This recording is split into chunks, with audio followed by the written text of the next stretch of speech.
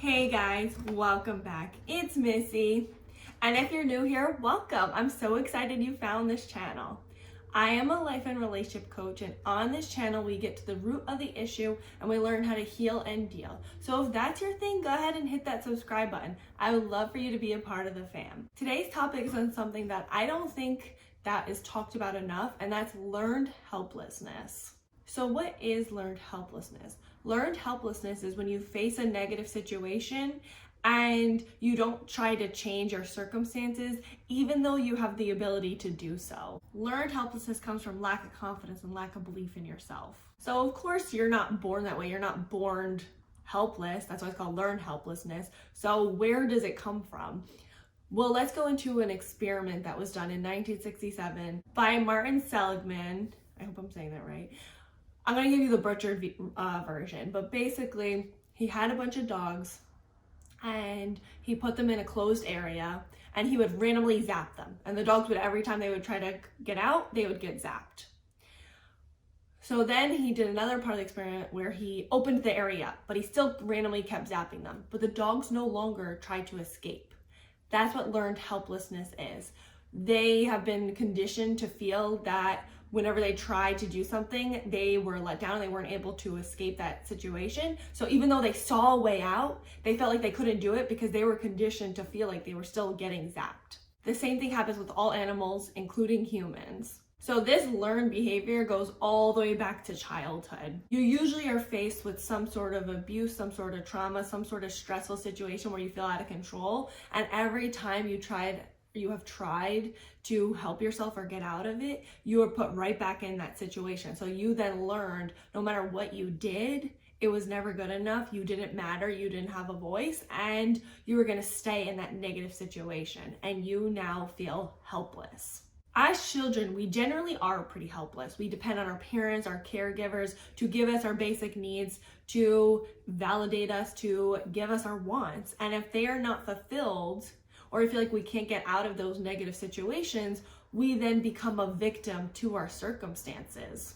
So as a child, you most likely were told that you couldn't do things, you didn't matter, no matter what you did, it would never be good enough. So then you most likely sat there and took it and took on that belief that you didn't matter, you had no voice, and no matter what you did, it wouldn't matter. So now growing up and even into an adulthood, you now feel like a victim. You have the victim mentality where you feel like you need to be saved. It depends on your circumstances, not on you. Things happen to you rather than you taking control of it. You are not able to form those problem-solving skills. Rather than forming those problem-solving skills where you see a problem, you think of a solution, you were conditioned to believe that, okay, I have to just sit and I have to take this abuse and this is what I deserve. This is all I'm ever gonna get. I can't do anything. I have to wait for it to change, or I have to wait for someone to save me from this situation. Now with learned helplessness, depending on how you were raised or the traumas you dealt with, it could be circumstantial where you have different triggers and you're triggered to feel helpless during certain things and okay in other circumstances. For instance, maybe you feel really good with problem solving or taking on situations when it comes to like work or other people's problems. When it comes to you and maybe like communication, that's a trigger for you. You feel helpless when it comes to communication. You don't feel like you can communicate. Or you can have just generalized helplessness where every situation that comes up that you don't know what to do, you become helpless. So what does learned helplessness look like? Well, learned helplessness is when you don't know what to do, you give up. So rather than thinking like, oh, like this is my problem, this is what I need to do, you immediately are like, this is my problem, I don't know what to do, so I'm just gonna leave it. Another thing is, if you've heard a lot of negative self-talk, you will feel incapable or not smart enough to be able to accomplish things. So it's the lack of confidence, the lack of self-esteem, the lack of belief in yourself that you are able to take things on, or that you have a voice or you matter. Or it's that you feel like there's no point. There's no way out. You are just stuck here. This is what you deserve. This is your life. This is the way it is. It's that pessimism, which can be thought as realism, but it's really that pessimism of this is life, like it sucks, like there's no point in feeling things, there's no point of working through it, it's gonna happen. You feel like you can't do anything right. So maybe if you do try to do something, like maybe you feel a little bit positive, you try to do something and it doesn't go right, that'll reinforce that belief, like you can't do anything right, like you suck, you can't even figure out your own problems. So some examples of this are, let's say that you struggle with addiction, which is very hard to deal with, and you learned helplessness is you have a belief that you're just an addict and you can't do anything about it. Even though it's really difficult, you can do things and there is coping mechanisms or ways out, you don't believe there's a way out. You think like you are an addict, that's who you are. Or let's say you can't turn on the TV, like you don't know where the remote is, you can't, like the TV, it just won't turn on. You just sit there, you're like, oh, I guess I can't watch TV. Or you're like, oh, I have to go get someone else to go figure this out for me, rather than you taking it on and like, you know what, I'm gonna figure this out. Let me play around with this and figure out how do I turn on this TV. So how do you deal with learned helplessness? Well, first, understand this is something you were conditioned with. It was a learned behavior. And you can 100% unlearn things and relearn things. So that's exactly what you need to do. You need to identify that helpless feeling. Identify that inner dialogue. Identify that voice that's telling you that you're stuck, you can't do anything, you don't matter. And be very aware of your triggers. Be aware in those situations that you do feel very helpless, or be aware when you know there's a problem, if you have generalized helplessness, that you're going to immediately go to feeling helpless and feeling like you can't do anything. Someone who has learned helplessness says a lot is, I don't know.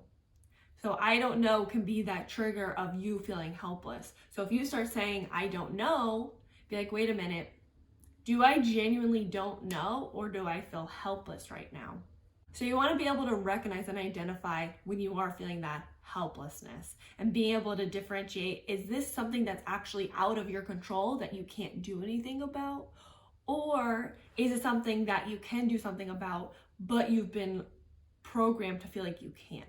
The next thing is your inner dialogue. You need to be aware of the things that you're telling yourself.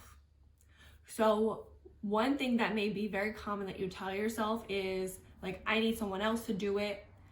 I don't matter. I have no voice. Nothing ever goes my way. I can't do anything. I have to wait. All of those things, that story you tell yourself, you need to not only recognize it, but you now need to change that inner dialogue. That learned helplessness is your inner child speaking out. Like, hey, I tried things and I failed and I'm hurting. I need help. Can you help me? It's your job to take it on. It's your job to heal that inner child. No one else is going to fix it for you. You need to get out of that victim mentality. You can be someone that is aware of the horrible things that have happened to you, but you don't have to be a victim of your circumstances. When you become a victim, you become helpless, you become powerless, you give away your control, you become in the passenger seat. You don't want to be in the passenger seat. You want to be in that driver's seat. So take accountability where it's due. You are not responsible for the things that happen to you. That's not your fault. You're responsible for what happens afterwards. So you need to tell that inner child, I am not a helpless child anymore. We're doing better now. We no longer are dependent on our parents or our caregiver, or we don't have a say. We have a say now. We matter.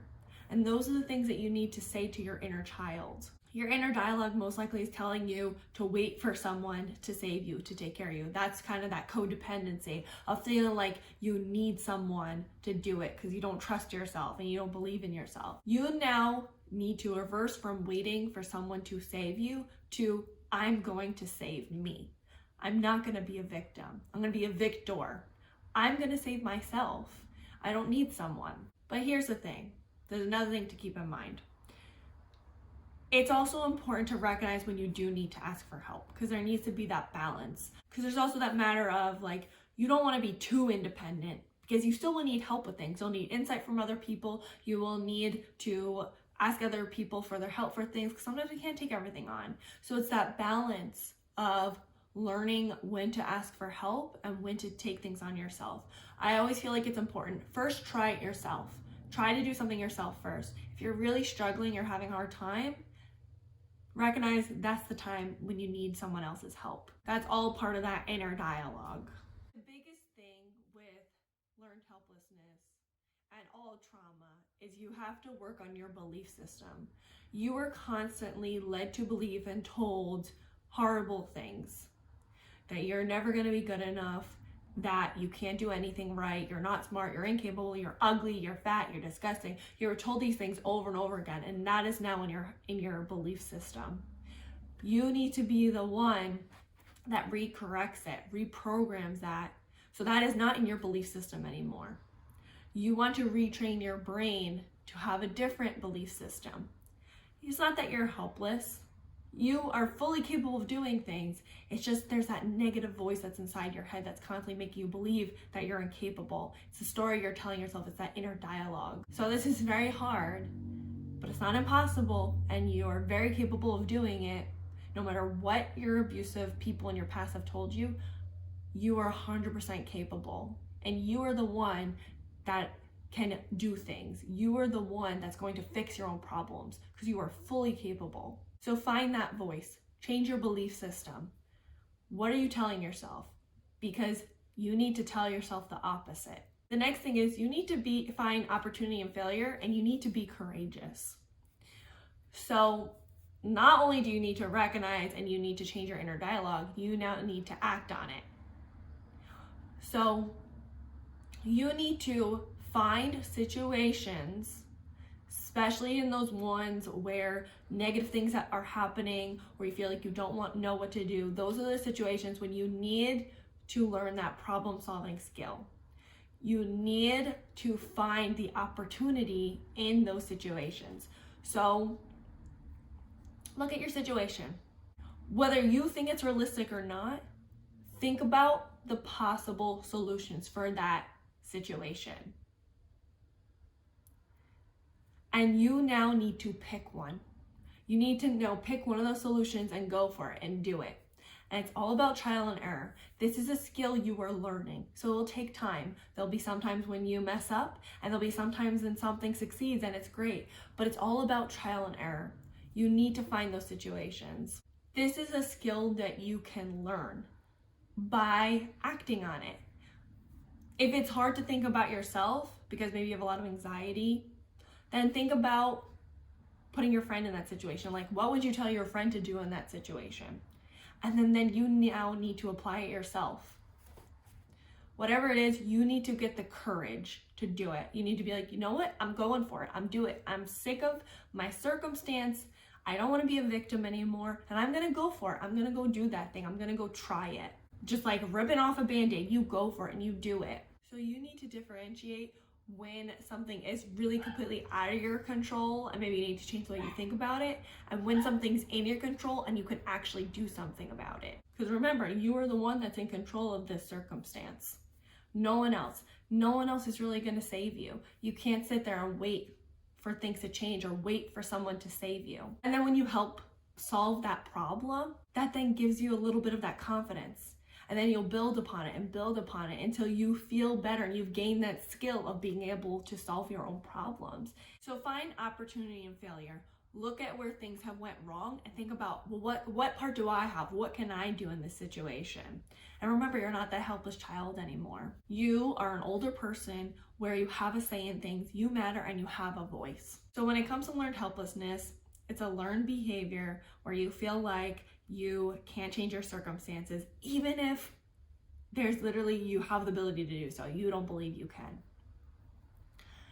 And what you need to do is you need to recognize, you need to change your inner dialogue, and then you need to go after and be courageous and see where things are wrong and what part you have.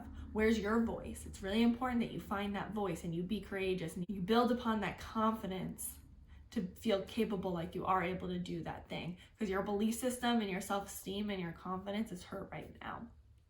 So what do you guys think? Leave it all in the comments below. And please don't forget to like, comment, and subscribe, and share with someone you think may need it.